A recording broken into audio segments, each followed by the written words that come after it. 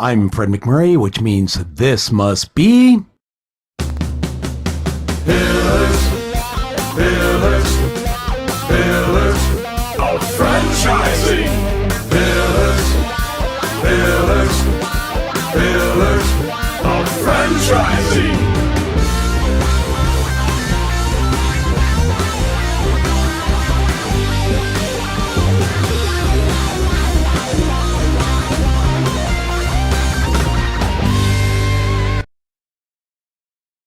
Good afternoon and welcome to yet another episode of Pillars of Franchising. Today on our show, we have a very special guest, Jeremy Morgan from Wellbiz. You may have seen that on our starting credits. We're going to get started with his interview in just a moment. But first, Karen, what's going on? You got word on the street? Boy, lots of word on the street. But my favorite one this past week is about Denny's. You know, Denny's is a full service diner. Yep. And, so many franchises, especially in the whole food service industry, they have such a hard time finding people, keeping people. It's such a struggle. And so one of the things that they've committed to is a 3-year commitment to a whole education program. And I think that's pretty impressive, really putting some money and thought behind it. And it's really for their employees. It's also for future employees. Well, so this is not just for the leaders, like their management team. This is for a wait staff, busboy, whoever might need. Exactly. I mean, it's things like, communication skills, like life skills, how to handle conflict, really preparing people for the work world. Even like high schoolers that want to be in restaurant, helping them get their GEDs, helping them then make, whatever they take, then turning it into college credits, and really kind of coming up with a life plan. And helping them see that the restaurant industry can actually be something for them. And, and I love it because I think a lot of companies are trying to find creative ways. And I think this is an awesome way of giving back and then actually helping their business. Well, we talk a lot about culture and the ability to retain talent. And I think that this is a great move by Denny's, being that they are in a high turnover /turnover position here with their help. And if you think about some of the people, not just even in Denny's, but in a lot of positions like that, again, whether you're a busboy or you're a server or whatnot, many of them land there because they don't have the money to go on to college. They don't have the opportunities that others have. And so the fact that Denny's has recognized this and is starting to make moves forward, I think is awesome. Any downside that you see to this for them? I really don't. I mean, it could be where they invest and then someone goes, they leave. Yeah. But one of the things that even when I was reading the article, they said, it's almost like that's okay. Because then if it's preparing people for the future, and so many times, today we think, people have to go to college. Even if people have the means, sometimes they're just not cut out for it. That's right. I think they're just saying, hey, we're gonna invest this way. We're going to try to draw more people. So I don't really, do you see any downsides to this? I don't. Anything that would be, I think it benefits the customers, because think about it. We might actually even get better service all the way around with restaurants, even if they leave and go to another restaurant, right? The communication skills, having more, polished people in this. I think it's going to help us. It's going to help the franchisor, the franchisee, win all the way around. I'll tell you, for me, in my perspective, hearing that Denny's has decided to give back to the people and essentially, to your point, to the community, right? I haven't been into a Denny's in a long time, but I could really go for a Super Bird right now because I hope it's still on the menu. It's been that long. I like the desserts. I mean, really, right? To know that you're going to go and be a part of something bigger. Those are the kinds of stores that I like to give money to. And hopefully it works out well for them. Hats off to you, Denny's. Super proud to see that you're indeed giving back to those who work for you, who just need a little extra help. So yes, and for all of you, go out there and go to Denny's and have a dessert or dinner. Yeah, absolutely. Yes, there you go. Yeah. Thank you, Karen. Absolutely. And here we are with Jeremy Morgan. Jeremy is the CEO for Wellbiz Brands. Jeremy, can you tell us a little about yourself? Absolutely. Well, first of all, thanks for having me on. I'm the CEO of Wellbiz Brands. As you mentioned, we're a beauty and wellness platform. We oversee 5 brands in our portfolio: Amazing Lash, Dry Bar, Elements Massage, Radiant Waxing, and Fitness Together. Those all sound like fabulous brands. Oh, it's a really, really fun collection of brands and a really fun group of franchisees as well. Well, now I'm really curious to know how you landed with Wellbiz, but first I have to say, as I sort of mentioned to you before the show, you are a guy who is like on the ground, involved in the community. I'm really impressed. Do you want to talk a little bit about some of the work that you've been doing, both in Illinois and then back in where you are now in Denver? Yeah, look, I'm just a big believer in kind of giving back to the community broadly, both, with time and with money, depending on what the situation entails. I'm involved with the Boys and Girls Club. Have been back in Chicago before I moved to Denver, almost 13 years ago now, and also here in Denver. I'm also really involved with our Denver Metro Chamber Leadership Foundation, and they do a lot of leadership programs for emerging leaders around the city, and I've gotten more involved there. And more recently, I joined. It's really apropos for this conversation. There's a new Linegar Center of Franchising at the University of Denver, and I joined the advisory board there. And it just they're kind of kicking off their inaugural classes as of this summer, and hoping to turn that into something that should be a really great platform for emerging franchise leaders. I'll tell you, I'm on the advisory board for the Titus Center of Franchising. Great. Yeah, so we should really talk, because it is so amazing to see young people get interested in franchise along with their, whether it's a marketing degree or business degree or whatever it happens to be. It's very, very cool. And I want to give you a shout out because I'll say a couple years back, you were also named as a 40 under 40 class leader.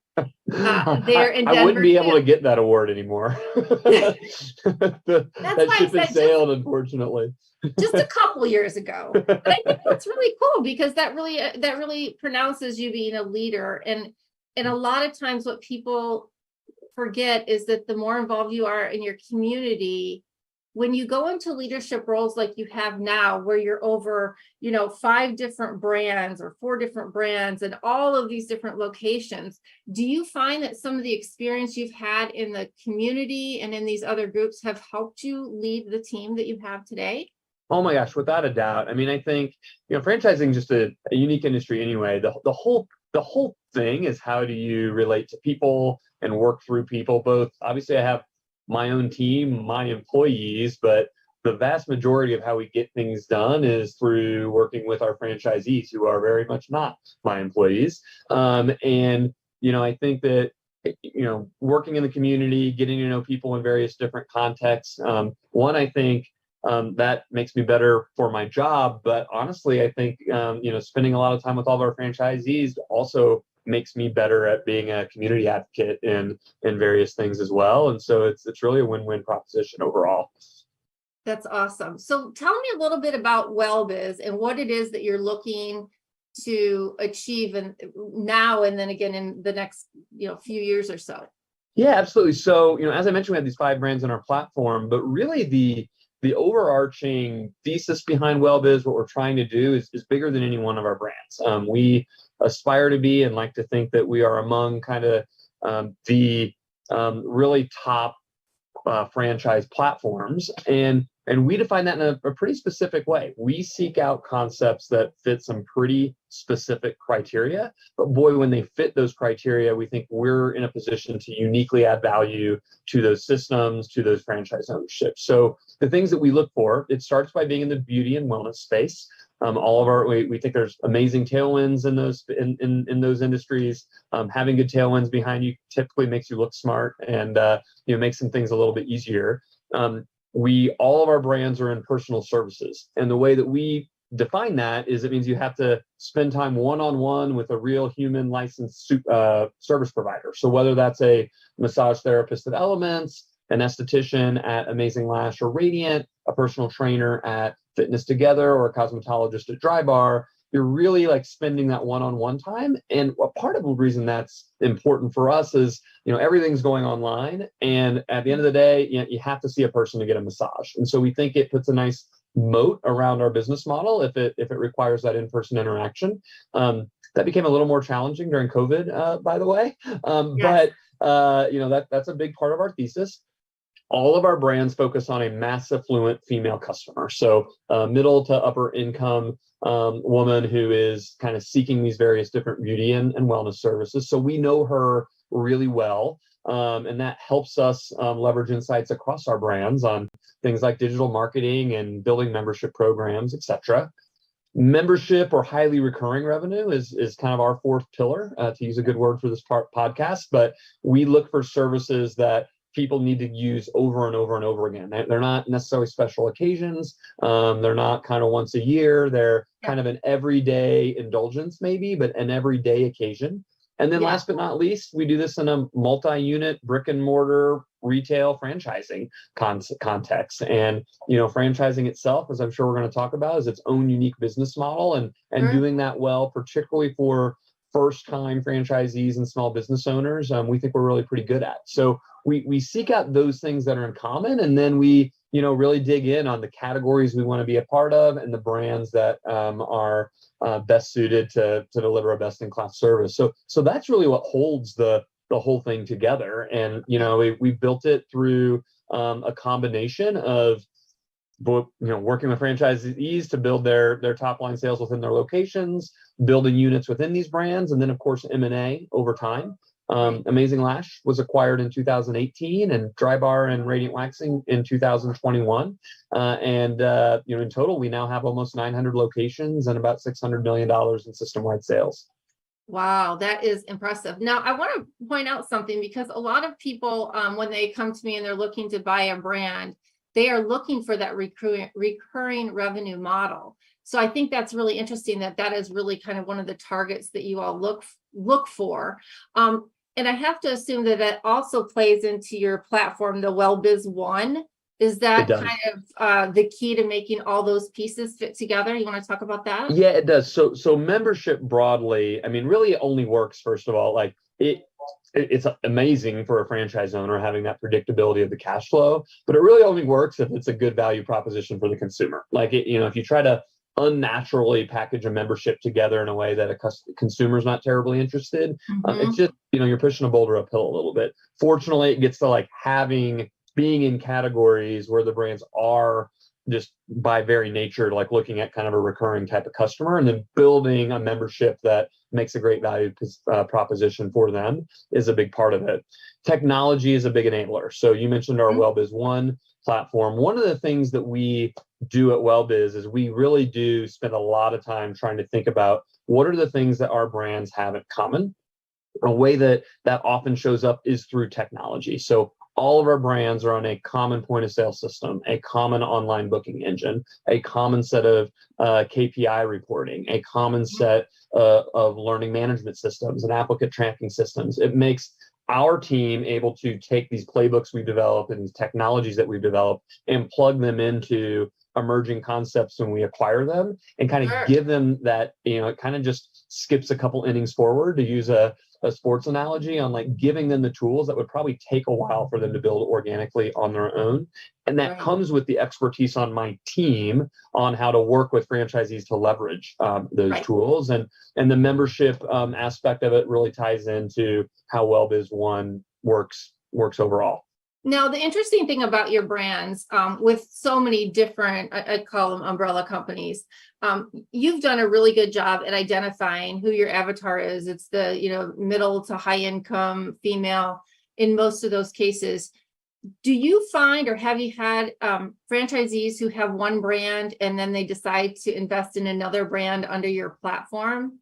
Oh, we do, for sure. In fact, it's in a lot of ways, it's our first pitch. When we acquire a new brand, one of the first things we do before we go out and start selling it broadly, either through organic leads or through brokers or whatever, is there's kind of like a friends and family type of situation. So if one of our Elements owners wants to get into the Dry Bar system, they're going to get first bite of that apple in their trade area if there's not one there already. And we've had many of our we have several dozen groups at this point that are participating in more than one system. We have several that are participating in 3, and it's really become a nice way for some of our franchisees to grow their empire, because ultimately there's kind of two ways you can become a multi-unit owner within an existing system. Right. But that sometimes requires a geographic spread that like might make it a little bit challenging for the family that owns that.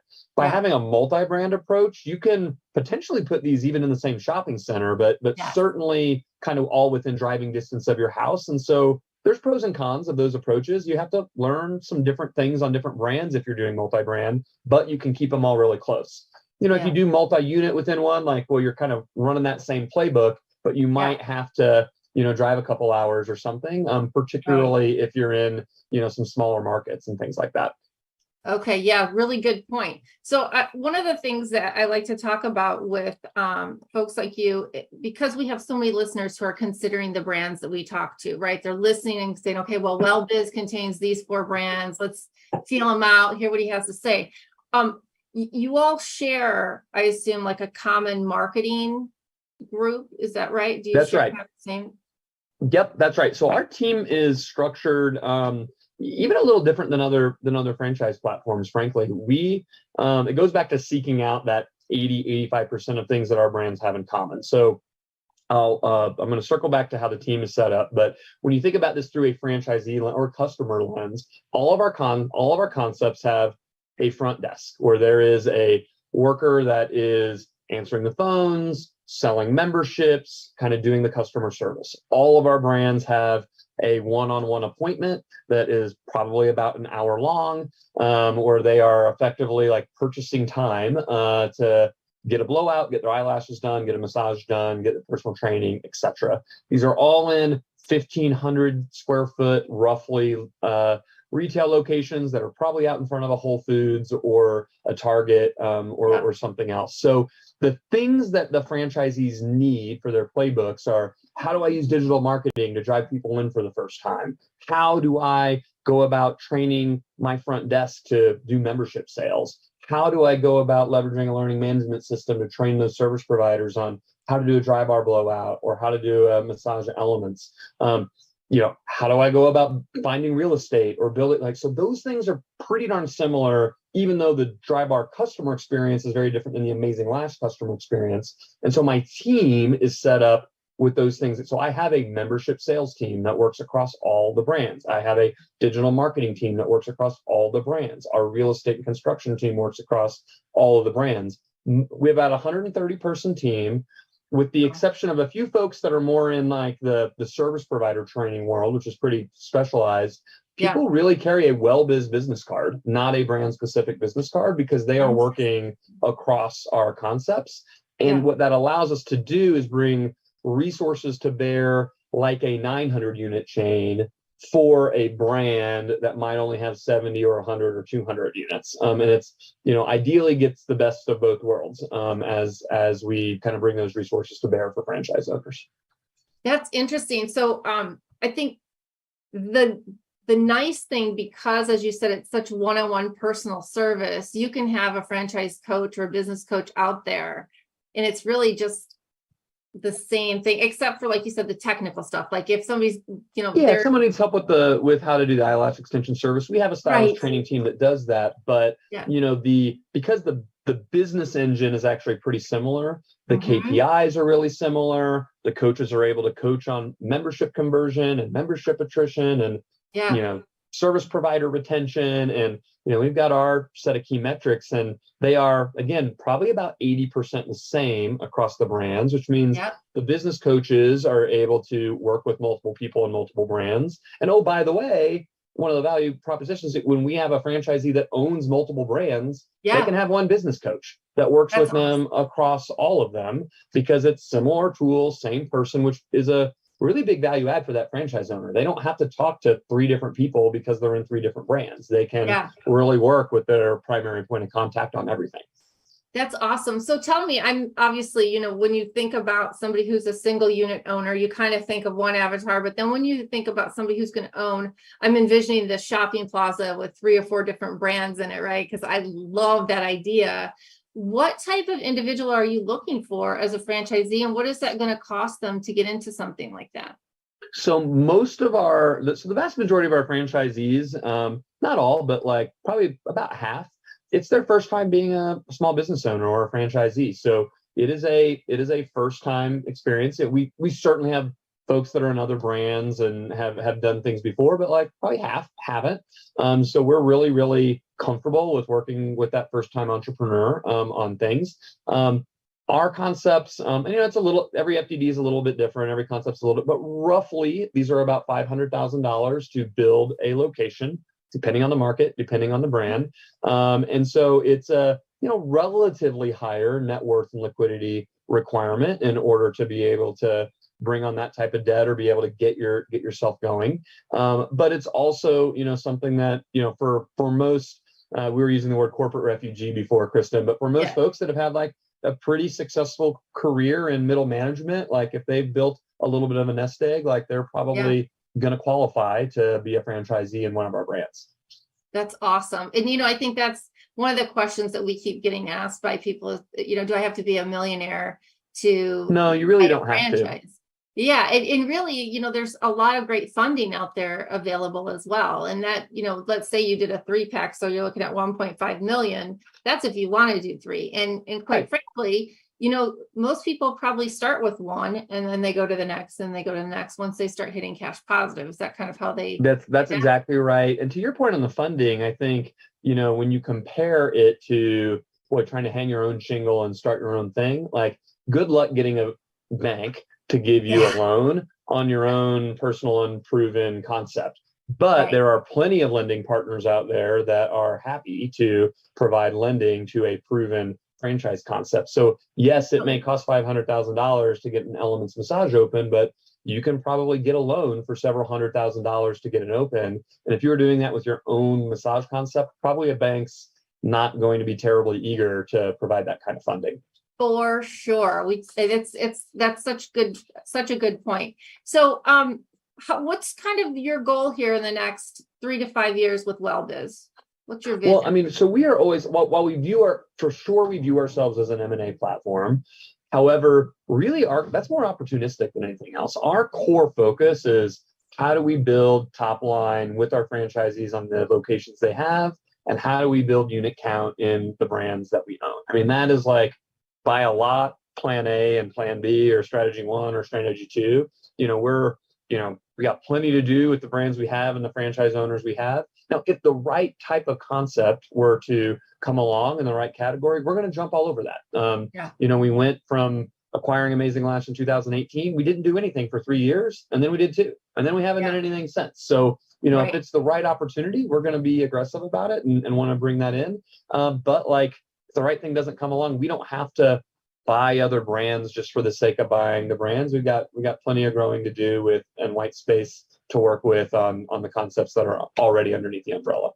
For sure. I don't always think that the biggest platform wins. I think sometimes you can be overcommitted to too many brands and then not deliver well to anybody. So it can become really challenging. I think part of that brand and concept fit. I mean, we have been really deliberate about the type of concepts we bring into the portfolio, and so I want concepts that have a front desk with that, and boy, like that's just not everything. So, it limits the universe of things that we might consider. But on the flip side of that is when the right thing comes along, like you kind of know it when you see it. And it's like, hey, that's something that we can really hopefully add a lot of value to if they were to become a part of Wellbiz.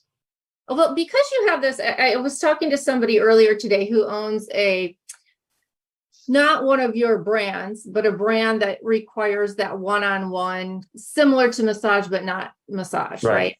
And he had said today that post-COVID, their ability to get more clients to come in and sign up and recruit from that perspective was much more of a challenge than they expected it to be, because in pre-COVID, it was so easy. But now it's a little different. Do you see that to be the case in some of your brands, and what are you doing to overcome that?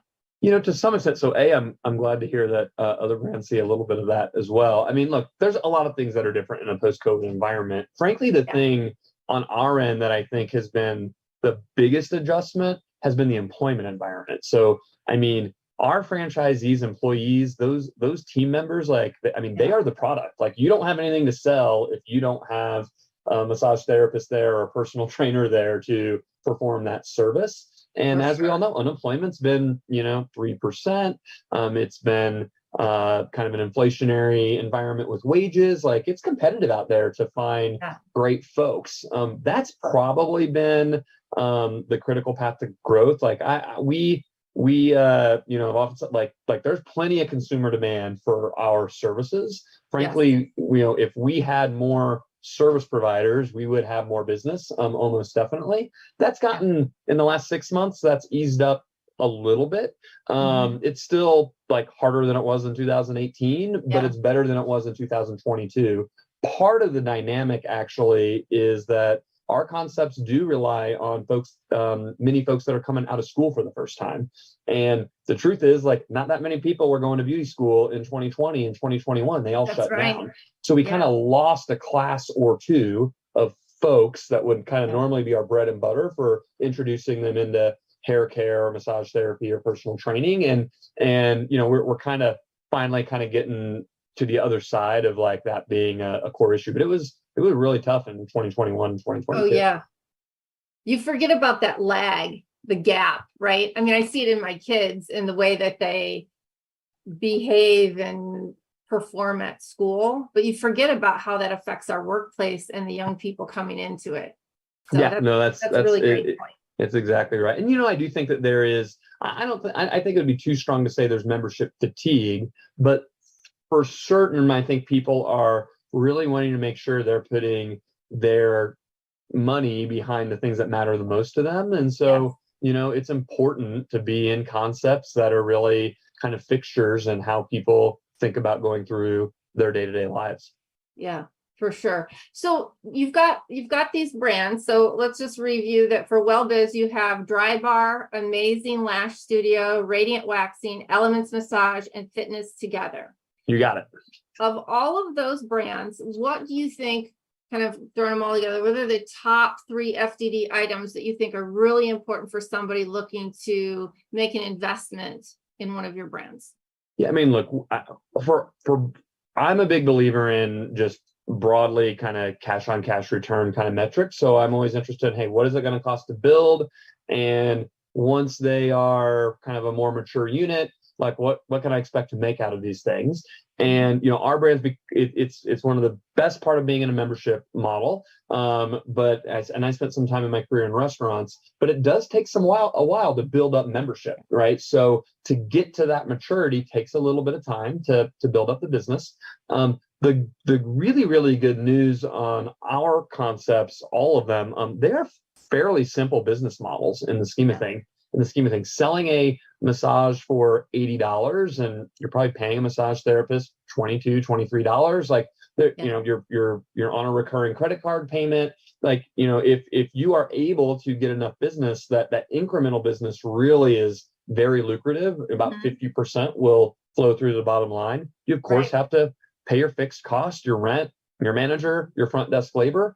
But once you've kind of got over that hurdle, it's really, really strong. We target kind of 25 to 30% cash on cash returns. It's a little different by brand, depending on the ramp up curve and what the build out costs look like. But I love looking at the overall revenue numbers, and I love looking at the build out cost numbers. That's almost always when I'm evaluating a competitor concept.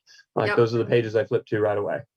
Okay, that's great. I appreciate that. And I think if you look through, and I don't have them all memorized, but 6 and 7 have some really important things, 8 and 9, and then item 19 is the big overall view for the financials. And I think that's really important too, because that shows people how kind of the unit economics breaks down and rolls up into the franchisor numbers. So I really appreciate it. It's been so great to have you on, and these brands are super exciting. I've got to look and see which ones are in my area, because I was in Vegas. And I did see Dry Bar in the big mall there. Oh, you probably saw that. So we have 3 Dry Bars in Vegas, a 4th one opening, but you might have seen the one in the Cosmo, or you might have seen one over at Fashion Show. It sounds like you might have been over at Fashion Show in the mall. Yeah. So those are the ones that are the closest to the Strip. Yeah, and I was so interested. I thought, gosh, I just wish I had somewhere to go. I'd have them do my hair. But you don't need somewhere to go to look great, Kristin. It's a nice little way to treat yourself. Yeah, right. I'm really curious to having that done. So that is really cool. I also think that it's awesome that you previously had a 91% Glassdoor CEO approval rating. I mean, Jeremy, we don't get many people on that talk about some of their personal accomplishments. And so for people who are listening and wondering about these brands, I would definitely encourage you to take a look. If you go to Wellbiz Brands, you'll actually see all the brands that they own. And Jeremy, we're going to have all of your social media links and all those things online for our guests to look at in the credits. So I hope that you'll come back and talk with us again. Because I'd like to learn even more about each individual brand. So whether it's you or your brand presidents. Well, thank you for having me, and I'd be thrilled to come back again sometime if you'd like to have me.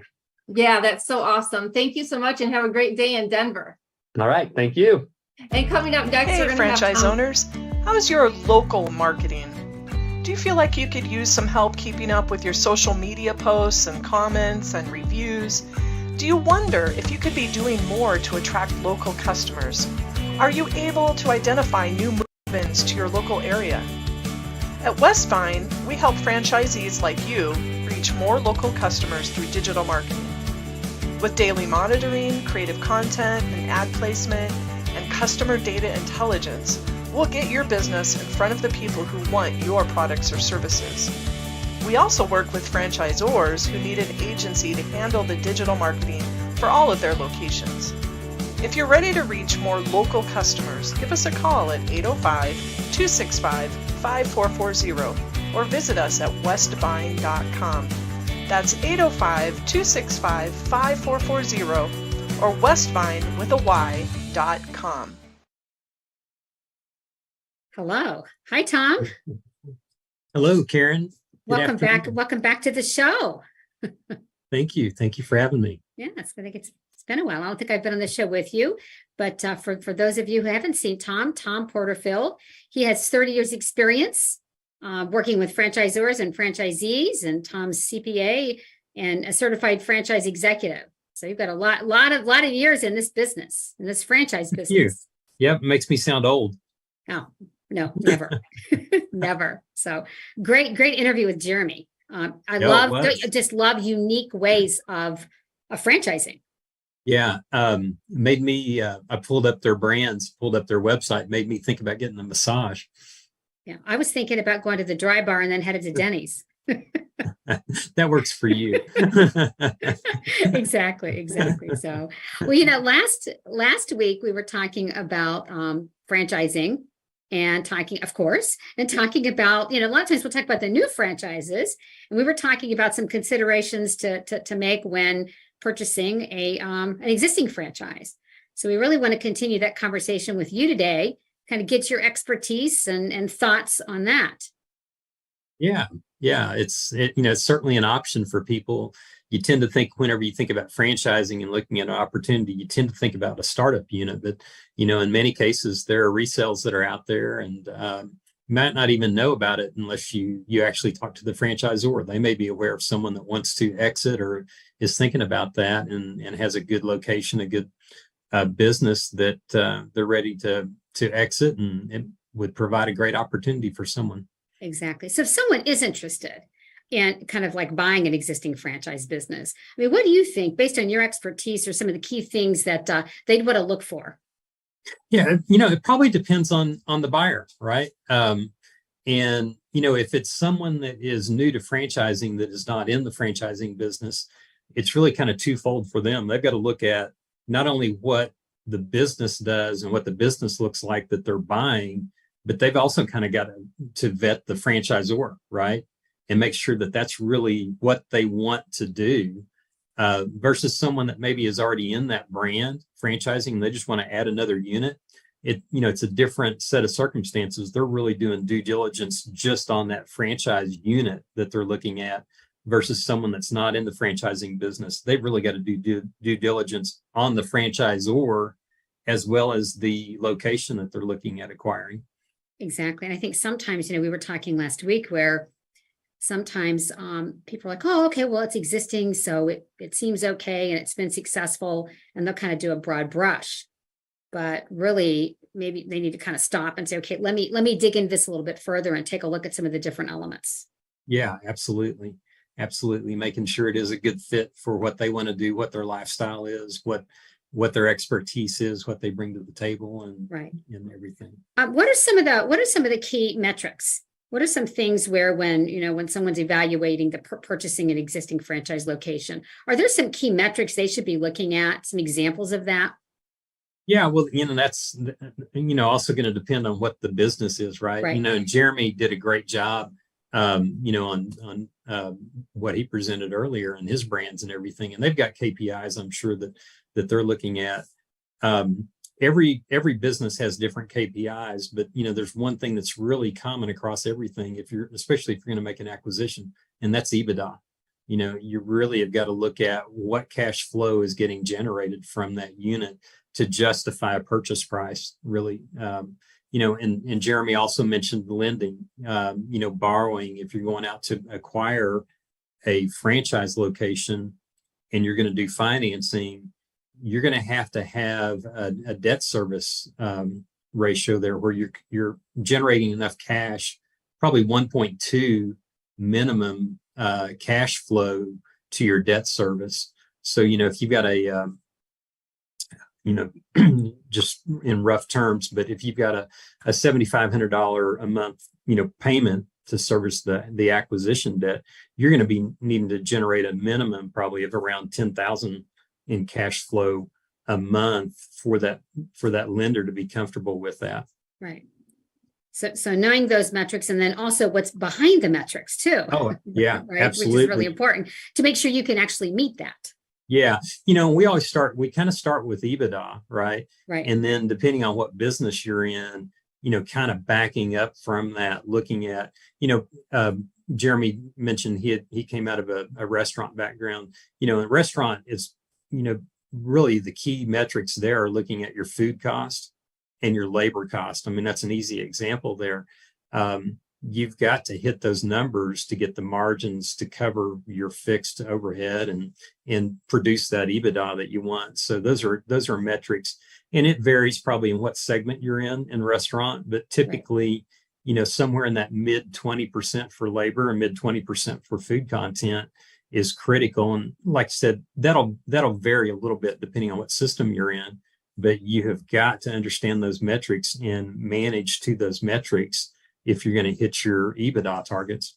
Right. And we always advise where you want to ask questions, not just look at it and go, okay, yeah, I can do that, but really, again, get behind the numbers. Yeah, absolutely. You've got to understand it. And, really that cash flow, and, Jeremy mentioned that, the looking at the cash that the business generates is really key to what you can pay for it. It's certainly key to what, for what you can finance if you're doing a financing situation on an acquisition. So what, based on your experience of, working with franchisees, franchisors, and if you're a franchise or you're a franchisee and you're taking a look at an existing system or existing franchise and you want to buy it, what are some red flags you should look for before buying? Anything that kind of pops out that you've seen? Oh boy, well, certainly you want to look at profitability. I mean, if you're buying a location or a unit that maybe lags what the peer group for that franchise system does, that would be a red flag to me. If the typical franchise generates 15% EBITDA and the one you're looking at does 8%, huge red flag. If they've been in business for a while and they haven't grown, they're stagnant, or they're not, at where the average is for that system, that would be another red flag. Anything that's just an anomaly, and it doesn't mean that there's not a reason, and it doesn't mean that you can't overcome that, but you better know why they aren't hitting the numbers that would be expected in that system if you're looking at one that's not hitting the numbers. So what are your thoughts on, last week we talked a little bit about the people side of buying a franchise, which again, that's such a critical piece to that, in addition to and it actually impacts the financials, doesn't it? Oh, absolutely. Yeah. Absolutely. A good manager has an impact on the employees that you have in that franchise, in that unit.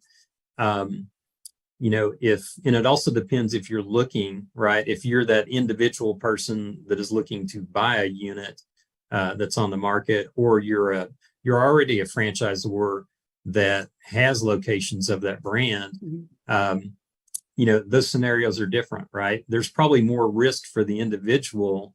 If you're buying a location and it's got people, you got to figure out, do I want to retain those people? And if they're really good, how are you going to incentivize them to stay?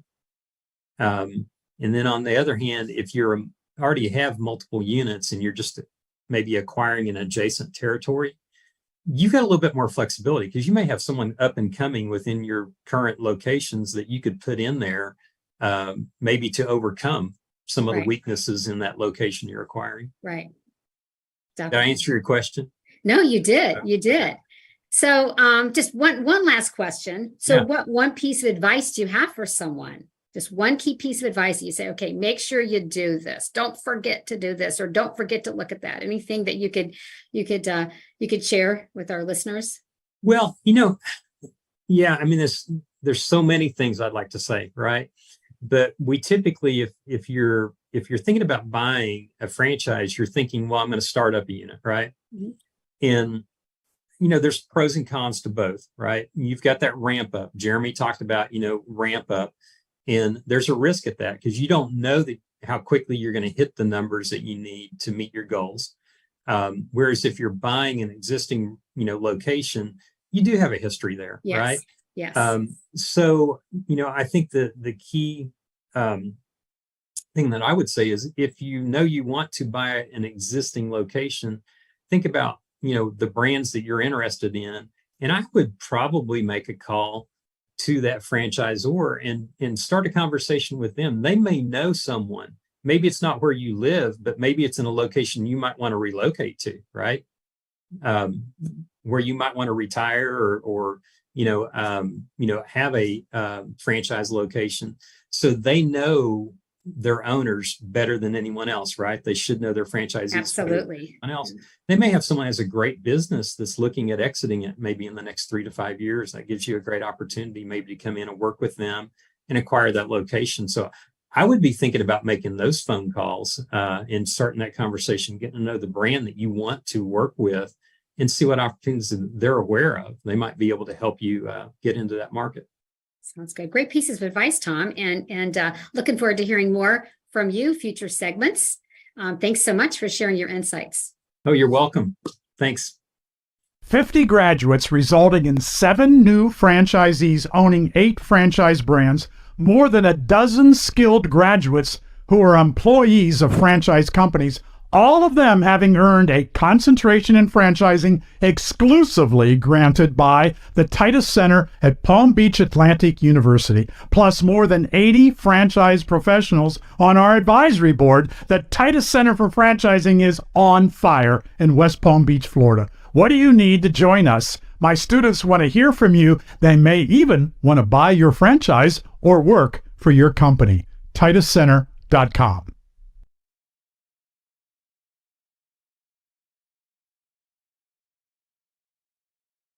I get so excited I forget to hit the unmute button.